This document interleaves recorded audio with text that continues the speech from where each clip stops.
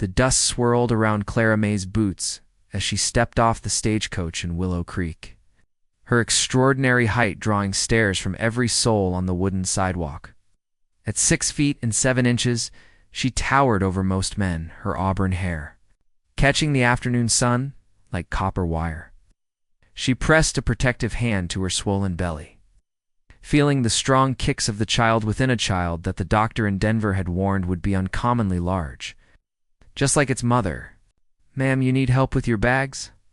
The stagecoach driver, a weathered man named Hank, looked up at her with genuine concern. Even standing on the coach step, he barely reached her shoulder. "I can manage, thank you kindly," Clara May replied, her voice soft despite her imposing stature. She'd learned long ago to speak gently, to offset the intimidation her height often caused.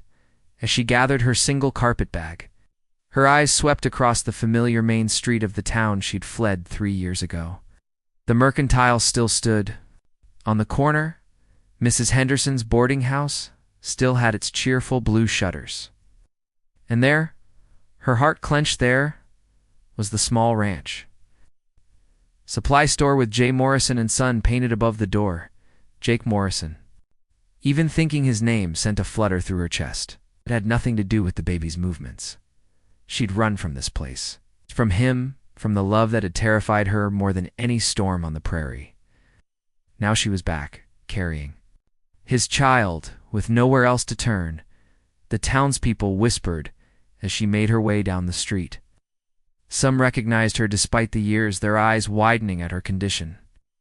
Clara May kept her chin high, though inside she trembled like autumn leaves. She'd sent no word ahead, had no idea if Jake had married another, if he'd even want to see her after the way she'd left with only a note on his pillow and her grandmother's ring left behind on his kitchen table. The boarding house door chimed as she entered, and Mrs. Henderson looked up from her needlework. The older woman's face went through a series of expressions: surprise, recognition, and then something softer. "Clara May Winters," she breathed. "As I live and breathe. Hello. Mrs. Henderson, I was hoping you might have a room available."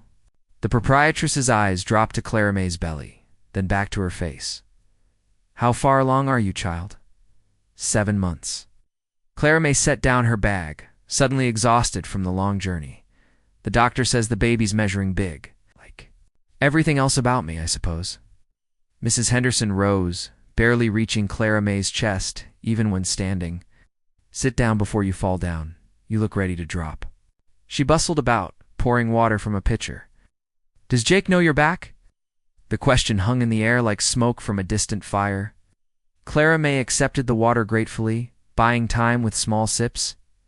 "Is he... Is he well?"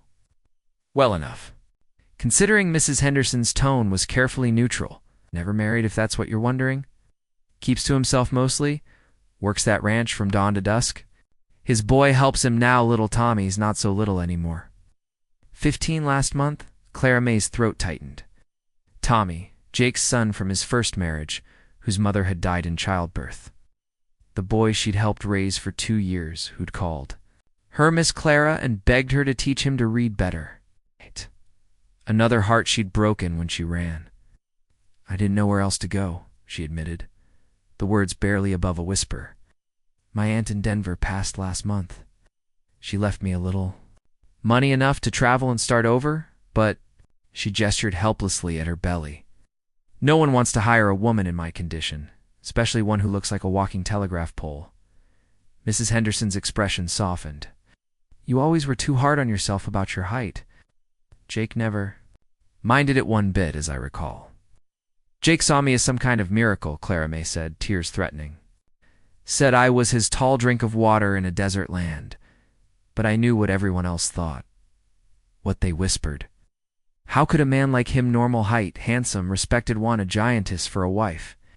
How could I give him children when I was such an oddity myself? So you ran, so I ran." The admission tasted bitter. "And now I'm carrying proof that I'm exactly what I feared, a woman who'll birth giant babies that'll probably kill me coming out. Just like Tommy's mother died, birthing him." Mrs. Henderson reached across the table, her small hand covering Clara May's large one. You don't know that? You're strong? Stronger than Hannah Morrison ever was? And that baby you're carrying? That's Jake's baby, isn't it? Clara May could only nod, tears finally spilling over. Then you need to tell him. That man deserves to know he's going to be a father again. What if he hates me? What if he can't forgive me for leaving? Only one way to find out. Mrs. Henderson stood. All business now. Room 3 is available. Same one you stayed in when you first came to town. Rest today. Gather your courage. Tomorrow, you face whatever comes. Clara May climbed the familiar stairs. Each step, a memory. She'd been 23 when she'd first arrived in Willow Creek, hired as the new school teacher. Jake had been one of the school board members who'd interviewed her, his dark eyes kind when other men had been skeptical or amused by her height. The room was just as she remembered, small but clean. With a window overlooking the main street, she could see the ranch supply store from here, could watch the comings and goings. As if summoned by her thoughts, the door opened, and 2 figures emerged. Her breath caught. Jake looked older, his dark hair showing silver at the temples, his shoulders perhaps a bit more stooped. But he was still the most handsome man she'd ever seen, still moved with that quiet confidence that had first drawn her eye. Beside him walked Tommy, and Clara May gasped. The boy had shot up like a weed, nearly matching his father's 5'10" height. They loaded supplies into a wagon, Jake's hand briefly resting on his son's shoulder in a gesture of affection that made Clara May's heart ache. She'd given up the right to be part of their family. She'd chosen fear over love, and now, ... The baby kicked hard, as if protesting her thoughts. Clara May rubbed her belly soothingly. I know, little one, your papa's right there, but your mom is a coward. She watched until the wagon disappeared down the road toward the Morrison Ranch, then lay down on the narrow bed, exhausted in body and spirit. Tomorrow, she told herself. Tomorrow she'd find the courage she'd lacked 3 years ago. But tomorrow came too soon, heralded by a sharp knock on her door just after dawn. Clara May struggled upright, her body protesting the unfamiliar bed and the weight of her pregnancy. Clara May, it's Mrs. Henderson. You'd better come quick. Heart pounding, Clara May wrapped a shawl around her nightgown and opened the door. The older woman's face was grave. There's been an accident at the Morrison Ranch. Or spooked and through Jake, Doc's with him now, but she paused, seeming to wrestle with how much to say. Tommy's asking for you.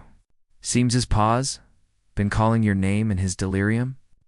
The world tilted. Clara May gripped the door frame, her knees suddenly weak. Is he? ... Will he? ... Doesn't know yet. Hit his head pretty hard. But if you've got anything to say to that man, now might be the time. Clara May dressed with shaking hands, not caring that her dress strained across her belly, that her hair hung loose down her back. Mrs. Henderson had a buggy waiting, and they flew across the prairie toward the ranch that had once felt like home. The house looked exactly the same, a modest 2-story farmhouse with a wide porch and Clara May's climbing roses still growing up the posts. Tommy burst out the front door as they pulled up, his young face streaked with tears. Miss Clara. He ran to her, this boy who now came up to her shoulder, and threw his arms around her waist or tried to, given her belly. You came back. I knew you'd come back if Pa needed you. Oh, Tommy. She held him tight, this child she'd loved and left. I'm so sorry for everything. Pa never stopped loving you, Tommy said, pulling back to look up at her. Kept your books in the parlor, kept your garden growing, said you'd need them when you came home. Fresh tears spilled down Clara May's cheeks as Tommy led her inside. The house still smelled of coffee and wood smoke, still felt like the safest place on earth. In the bedroom, Doc Winter's no relation, despite the shared surname, looked up from where he tended Jake's still form. Ah. Clara May. Good. He's been asking for you. The doctor's eyes dropped to her belly, but he said nothing beyond. Talk to him. Sometimes a familiar voice can work miracles. Clara May sank onto the chair beside the bed, her height making it easy to lean close to Jake's pale face. a bandage wrapped around his head, and his breathing seemed too shallow. She took his hand, marveling at how perfectly it still fit in hers despite her larger size. "Jake, it's me. It's Clara May. I'm here." His eyelids fluttered, and then those dark eyes she'd dreamed of for 3 years focused on her face. "Clara?" His voice was hoarse, confused. You're real? Not another dream?" "I'm real. I'm here." She squeezed his hand. "I'm so sorry, Jake, for everything. For running, for being a coward, for she." Clara lifted his other hand weakly to touch her face. Right now. "You came back." His voice was stronger now, tinged with the gentle authority she remembered. His eyes traveled down, widening as he took in her. "You are the strongest woman I know. Clara probably birthed a full-grown calf and walk away smiling." The word came. "Despite everything she laughed, I'm carrying your baby." A watery sound, but genuine.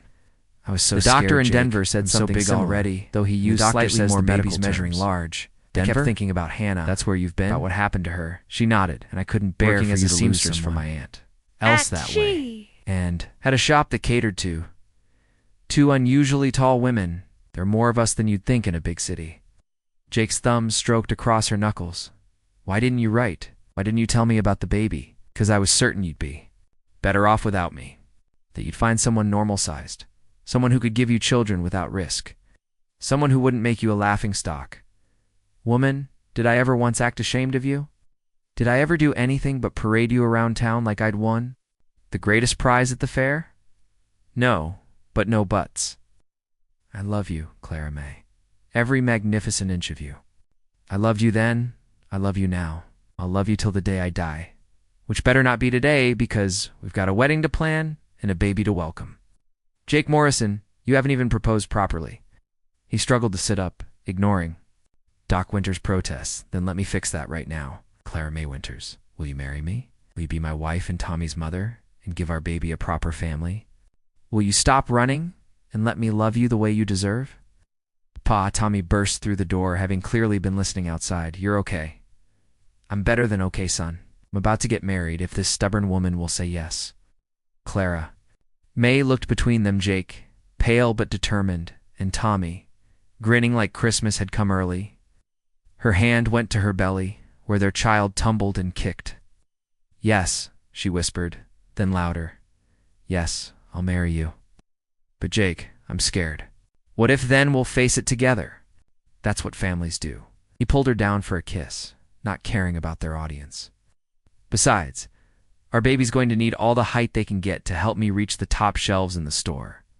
Tommy whooped, Doc Winters chuckled, and Clara. May found herself laughing through her tears.